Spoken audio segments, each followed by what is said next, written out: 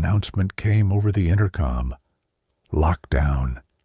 This is a drill. The teacher locked the door, shut off the lights, and covered the window. Everyone hid in the corner, completely silent.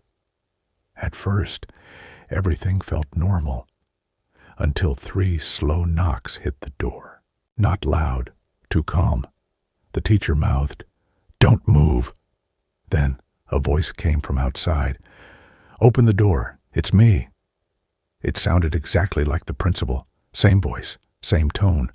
But at the same time, the intercom turned on and the real principal said, "Do not open the door for anyone." Now nobody was breathing. The voice outside changed. Lower, closer. "I can hear you breathing." Then the handle slowly turned, stopping right before it clicked. A student near the door glanced at the covered window and the paper bulged inward. Fingers pressed through from the other side. Too long. Too many joints. They bent wrong, tapping like they were counting. Then suddenly, every phone in the room lit up at once. Same message. No number. Just, "You left someone out here." Nobody moved. Nobody spoke.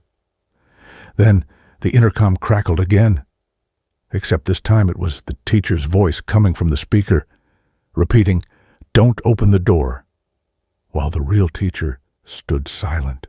The thing outside spoke again, but now it sounded like everyone's voices layered together. "We're cold." Then the lock clicked. Not the handle, the actual lock, turning by itself. The teacher grabbed it, holding it shut. Something slowly dragged down the door from the outside until it reached the bottom.